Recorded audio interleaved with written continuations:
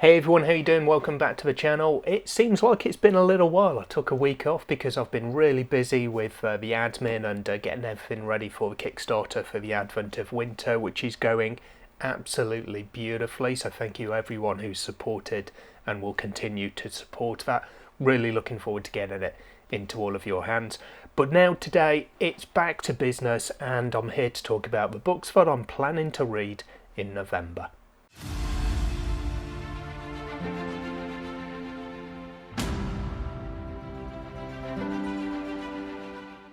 So as usual, I'm going to start off with an audiobook. I've been doing an ongoing buddy read kind of series, I suppose, with my book bestie Nina. We're doing a kind of a sci-fi binge at the moment. So we finished The Expanse over the last, well, the majority of the year. Last month, or this month at the time of filming in October, we read Those Left Behind, which is book one in the Way Stations trilogy by N.C. Scrimgeour. So we're going to continue in November with book two, Those Once Forgotten.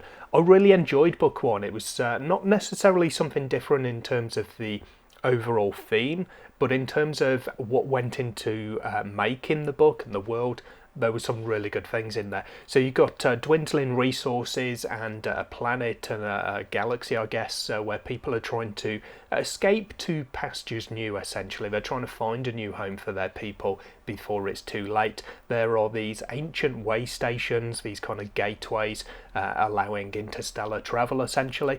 And you've got people on the other end who are trying to pretty much stop them from coming through. They don't trust them. They think that they can cause all sorts of problems, and they want to continue as they are without this influx of new people. So it's a really interesting first book. I really had a good time with that. I'm looking forward to this second one and seeing where the story goes. There's some really nice little plot lines with some of the characters that I rather enjoyed. So yeah, looking forward to this one to start off November. Then I pulled a book out of the TBR jar, which I didn't get round to because October was a bit of a busy month, as I had kind of anticipated. So I'm going to carry this one over and add it straight to my November TBR. This is Soul from Iron to Golden Rust by Jackie Davis and Katie Grierson. I don't really know too much about this book. It was a semi-finalist in SBFBO 9, just recently gone. As far as the synopsis on the back, it's about a king destined to rule, a priest determined to protect his land, a demon out to create chaos, and a princess with her eyes on the throne. So there's 3 or 4 different viewpoints in this story. When a demon murders the regent, young King Elms leaves his island palace and sails north to conquer a frozen wilderness rich in resources his people have squandered, and of course hunt down the demon.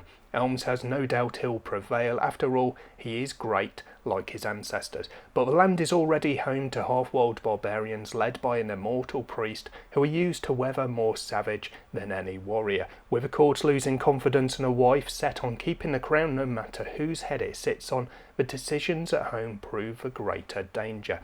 With mounting threats on all sides, Elms wins his empire, but his arrogance leaves him cursed and trapped in the north. Without his armies, his magic, or even his own name, Elms must face his selfishness and irresponsibility to preserve what truly matters, his young son's life. So, looking forward to this. I have heard some good things. It's a really nice looking paperback, and hopefully it's one that I'm going to enjoy. I'm then going back to audiobooks for the third book that I've planned in for November. This one's a nice big chonker, but I'm really looking forward to it.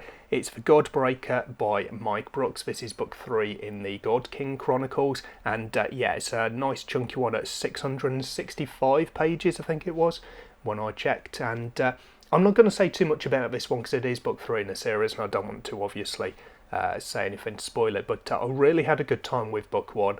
I was a bit dubious about book 2 and I left it a while before getting to it, but actually I was pleasantly surprised because it didn't diverge too much from book 1, which is kind of what I'd been a little bit worried about. So yeah, looking forward to this one. I've really enjoyed the audio for the first 2 books, and fingers crossed this is going to be a really good end to the series. Or I say that, it does say when I checked the page count at the end, the last page says the end ... possibly. So we'll see. I'm calling it the end of the series because that's where we are at the moment, but if there is more to come at a later point, then that's all well and good. Then I'm going on to a couple of books that I haven't got copies of. I'm going to read these digitally. One is a new fantasy that I'm looking forward to reading, a new series to me. I've heard some really good things about it. It's got a beautiful cover and it's done quite well in SPFBO, although it's not made it through to the final. This one is Of Thieves and Shadows by B.S.H. Garcia.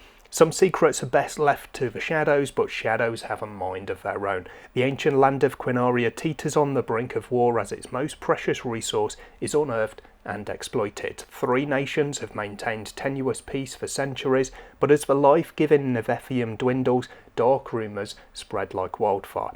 Alasia never wanted to lead. As the High Chieftain's only surviving heir, she's thrust into a role that threatens to unravel the already fragile peace. Something stirs across the sea where unethical Nevethium experimentation threatens to bring about a new world of terror and violence. An attack on the day of her induction strengthens her resolve and her suspicion that her parents' murders and this new evil are connected. With newfound companion, she embarks on a journey to uncover the truth, but as they unravel layers of secrets, they find themselves in the clutch of a dictator intent on unleashing an industrial revolution with the aid of a demonic cult. Alasia and her allies could be all that stands between war and the dying world if their conflicting ambitions don't destroy them first. So yeah, really looking forward to diving into this world. I'm hoping that I'm going to enjoy this one and see where the series goes from there.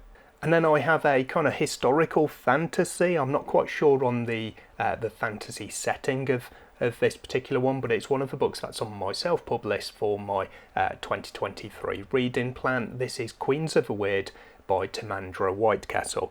Raise your shield, defend your sisters, prepare for battle.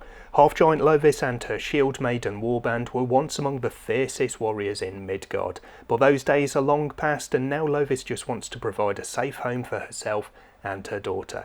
That is, until her former shield sister Solvig shows up on her doorstep with shattering news. Solvig's warrior daughter is trapped on the plains of Vigrid in a siege gone ugly. Desperate to rescue her, Sol is trying to get the old warband back together again. But their glory days are a distant memory. The shield maidens are now shield mothers, entangled in domestic obligations and ancient rivalries. Family is everything though, and Lovis was never more at home than at her shield sister's side. Their road won't be easy, old debts must be paid, wrongs must be righted, and the Nornir are always pulling on the loose threads, leaving the shield maidens facing the end of all 9 realms. Ragnarok is coming, and if the shield maidens can't stop it, Lovis will lose everything she loves. So this is one that I've been looking forward to for a while. It's maybe not quite my normal cup of tea, but I have been enjoying some similar titles, so fingers crossed the same can be said for this one. And then I thought that's probably going to be enough for me because I am going to be pretty busy again in November, wrapping up the Kickstarter for the advent of winter and then working on doing everything to get that ready to go for the 1st of December. And beyond that, there will still be plenty to do for the anthology as well. So I'm still going to pick out something from the TBR jar just to keep me going if I do get to it. Stop them all from falling out. So we are going to add into the collection Renea by Carl Forshaw, which handily is sitting right here next to me. So that was a stroke of luck. I don't have to get up to go and find this one. Let's have a look what this one's about. The halls of Ven are the seat of both knowledge and power in the great continent of Luna Ruinum. Renea, a scribe with a tragic past, spends her days expertly copying books that do little to satiate her desire for knowledge.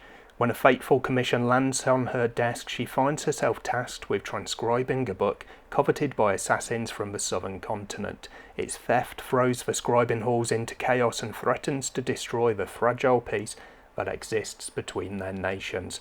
Haunted by dreams of her past, Renea must learn to master her impulses and awaken her long-dormant magical abilities if she is to prevent war. Fate, it would seem, is eager to grant her wishes, yet she must risk everything to pursue it and pay the bloody price it demands. So this is a really nice looking book with the nice black sprayed edges there. I've had it on my shelf for a little while and just been looking for the right moment to get to it. Again, this is one that I've heard some really good things about, so hopefully I'll be able to join in with that list of people who've enjoyed this one.